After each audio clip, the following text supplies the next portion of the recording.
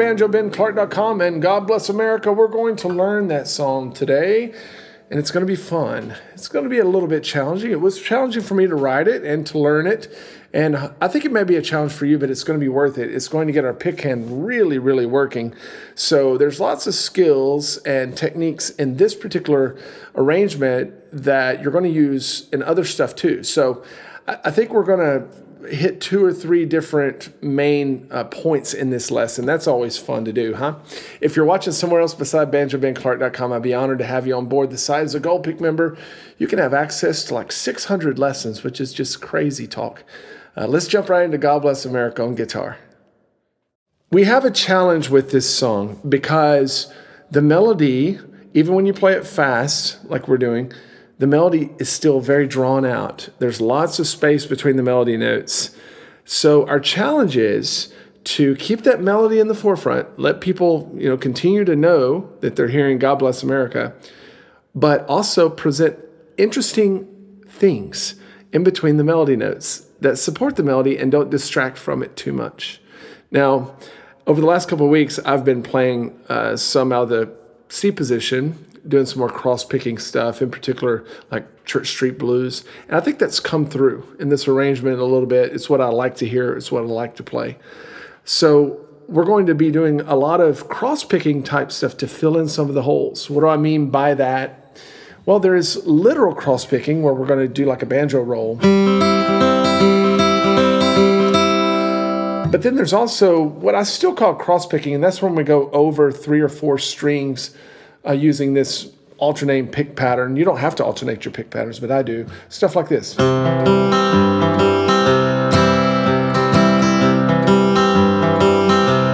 going to be doing a lot of that, and that's really good practice, not only for your lead playing, but for your rhythm playing, because it thickens up your rhythm if you want to use that cross-picking type style in there.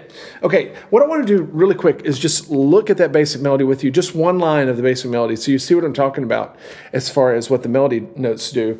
Look at this first line of the basic melody. There's only a few notes that fills in those whole 4 measures. Sound like this. 1, 2, 3, 4, 1, 2, 3, 4, 1, 2, 3, 4. And when we get to that low G, it lasts 2 beats in that 3rd measure and then ties over into the entire last measure of that line. 6 beats hanging out on that note. So we've got to figure out something to do for 6 beats. And we've got to try to keep from being too monotonous, and we've got to try to not play something that's out of character with the arrangement and with the song that we're playing. So that's our challenge. Let's see if we're up for it. I'm going to do a little walk-in on measure 2. So technically, up into measure 2. Technically, our melody doesn't start until we get to that C chord. But I'm going to walk up that first measure that you see on the 2nd beat. 1, 2, 3, 4. Now I'm going to go ahead and go into a C chord with my with my fretting hand because I want those notes to be covered. And then we're going to immediately get into some cross-picking type stuff. It sounds like this. Now, a little bit of syncopation there, isn't it? Because we got that 8th note rest. 1 and 2 and 3 and 4 and... I have my pick directions beneath each note. I encourage you to pay attention to that. You don't have to. When we get to the next measure, I'm going to do a hammer-on. And we're going to do a lot of those hammer-on pull-offs. And what that is just an easier way to accent what the melody is doing. So we're hammering into the melody, we're pulling off into the melody. Again, we'll hammer into the melody, measure 5.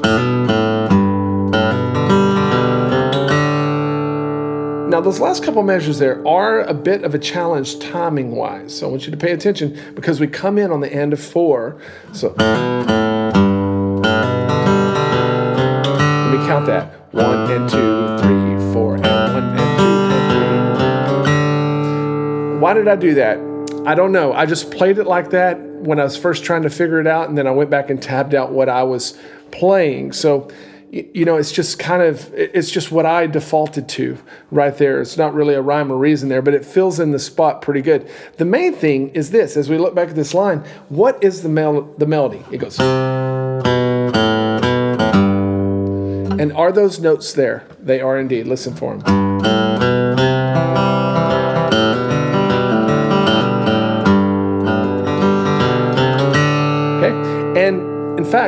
I just want to point out, in order for you to get this arrangement down smooth and for it to sound good, you've got to keep those melody notes in the forefront and play those louder than all these other notes, or it's just going to sound like a big barrage of notes, and it's not going to be good. Next line. Can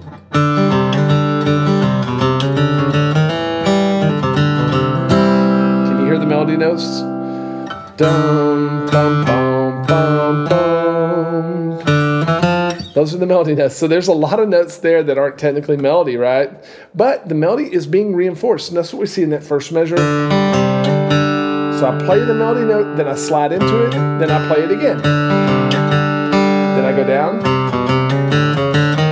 then hammer on into the melody note, measure 9. Now that little pull-off that we have in measure 9 that has the double bar lines beneath it, that's the 16th note pull-off. It goes faster than our other pull-offs.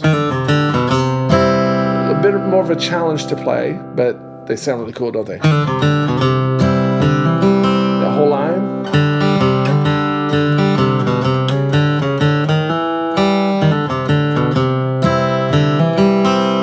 Strums in measure 10, don't hit those super duper loud.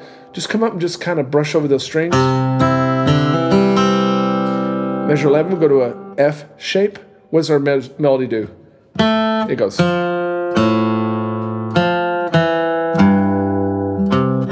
Okay, so those melody notes are there, but I'm going to play the chord shapes over the top of them. That's what we do in measure 11.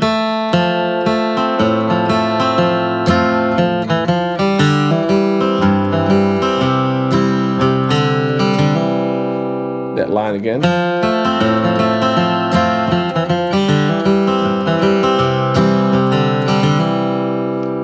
That's really, it's kind of some Tony Rice style rhythm, although I'm doing alternating pick strokes. He most often would not. He would sweep through a lot of those notes. You can choose to do that as well. We get to measure 15, kind of wrapping up what I would call the verse to this song.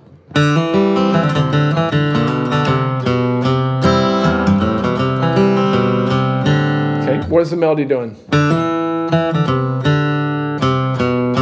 That's the melody. Is it there? Absolutely. Hammering on into it.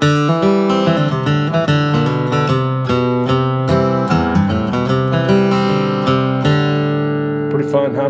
Okay, so in our next video segment, we're going to go into the second half of the song, of course, where we get into some more straight-ahead cross-picking things, kind of like a banjo player would do. And it's a bit more of a challenge, but I think you'll like it. And then when we get finished with that, we're going to play all the way through the song slowly. Now, if you're not watching over on the site, you need to do that because I have all the tabs over there. I've got the MP3 jam track so you can play along. And we're also going to play together slowly all the way through the song. Happy, excuse me, I got choked up there. Happy 4th of July to y'all folks, and God bless America.